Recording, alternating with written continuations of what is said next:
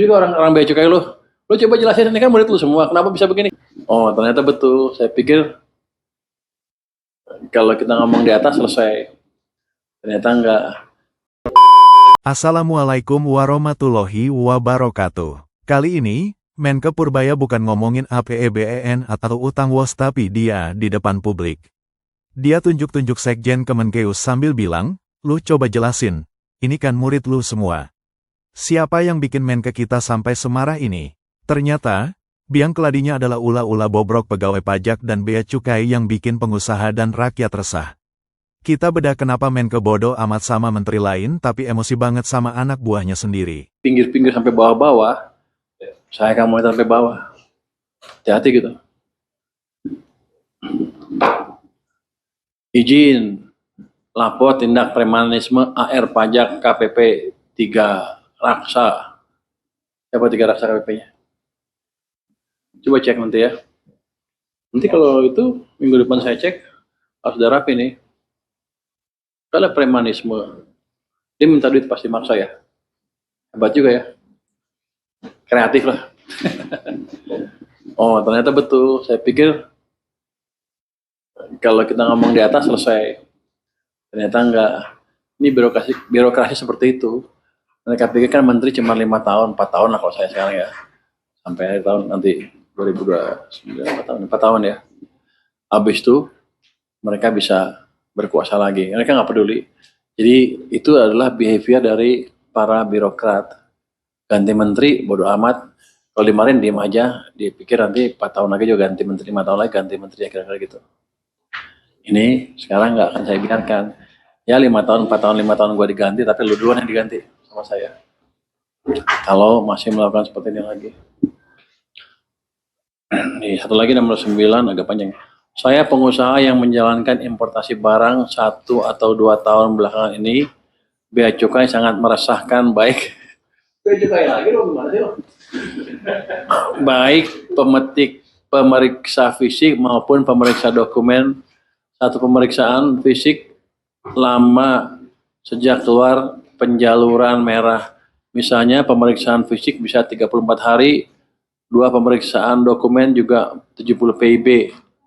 Saya dikenakan notul yang berisi denda, padahal saya tidak under invoicing dan telah melakukan impor barang berupa serupa bertahun-tahun.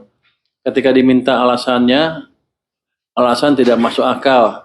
Misal meminta bukti negosiasi, padahal bukti-bukti itu sudah disediakan dengan lengkap. Ini terjadi hampir untuk semua kegiatan impor saya, kena denda terus. Tapi saya tahu pengusaha tidak mungkin naik banding agar barangnya cepat keluar. Kalau banding, mesti barangnya tertahan, kemudian ajukan keberatan yang nanti pasti ditolak juga. Ini namanya diktator. Kan juga orang bea cukai lu coba jelasin ini kan murid lu semua, kenapa bisa begini, coba jelasin. Ini langsung nanti PIB-nya kita cek. Ini kan udah ya. Jadi kan lu gurunya. ya Pak. Ini nanti SOP-nya sudah lewat, mestinya ini langsung diputus. SOP pemeriksaannya nggak sejak selama ini. Oh, gue jahat ya. Sekjen dikerjain. Nggak, di sana emang ya tadi nggak terkendali kalau udah gitu. Jadi report ini akan membantu. Ini lengkap loh. Di mana lokasinya, di sini ada siapa yang ngadu, clear. Walaupun nggak akan kita buka. Jadi nanti WA group itu nggak ada orang bea cukai atau pajak yang bisa akses ya. Kalau ketahuan lo awas bocor. Nanti kalau begitu bocor nggak ada yang boleh lapor lagi, selesai. Ya nanti kita beresin tuh. Ini corporate culture-nya beda, mesti kita rubah corporate culture-nya. Apa kalau pemerintah apa? Corporate culture ada nggak? Governance culture. Harus kita rubah. Budaya organisasi lah. Apapun namanya lu gagal lah. Kan dia mestinya bentuk corporate culture dulu, zaman dulu. Udah bisa ganti-ganti. Udah berapa lama lu ninggalin Dirjen Pajak? Oh masih baru dong kalau gitu. Ini mau merit lu nih. Enggak. Ini kita betulin ya. Satu lagi. Selamat pagi Pak, saya ingin melaporkan tentang masalah rokok tanpa cukai yang beredar di masyarakat Kabupaten Karimun, Kepulauan Riau. Bea Cukai Tanjung Balai Karimun khususnya selaku pengawas dan penegak hukum barang-barang ilegal malah salah mengambil tindakan pemberantasan rokok ilegal. Mereka lebih banyak merazia warung-warung kecil daripada membasmi distributornya langsung. Ini sama saja tetap memberikan kehidupan bagi para cukong-cukong yang menjadi distributor terbesarnya. Mereka bea cukai seperti tutup mata dan telinga.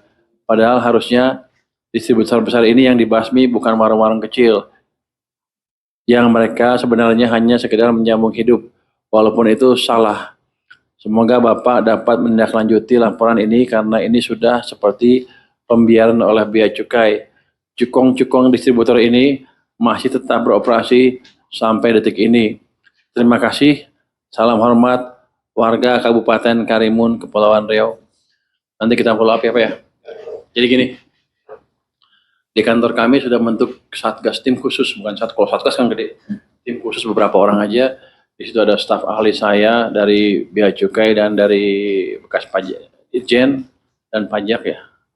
Bekas pajak ya.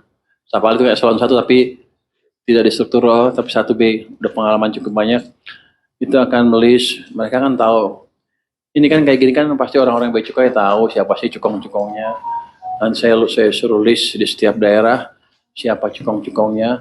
Nanti kalau ada gangguan atau barang masuk dan link ke cukong tersebut, cukongnya kita proses. Katanya banyak backingnya paling orang bea cukai juga. Ya kan? Ada juga yang lain-lain. Tapi yang jelas akan kita bereskan itu. Ini hanya 9 dari yang satu lagi panjang, saya malas bacanya. Pada dasarnya seperti itu, jadi masukannya amat berguna buat kita dan kita akan follow up. Nggak main-main. Saya harapkan dengan gitu nanti governance culture-nya pemerintah atau bea cukai bisa berubah. Oke, itu mungkin dari saya. Baik, kita langsung buka sesi tanya jawab. Untuk penanya pertama, silakan, Acung. Ada penanya? Apa udah pada puas semua? Rekan-rekan? Silakan, Zawa.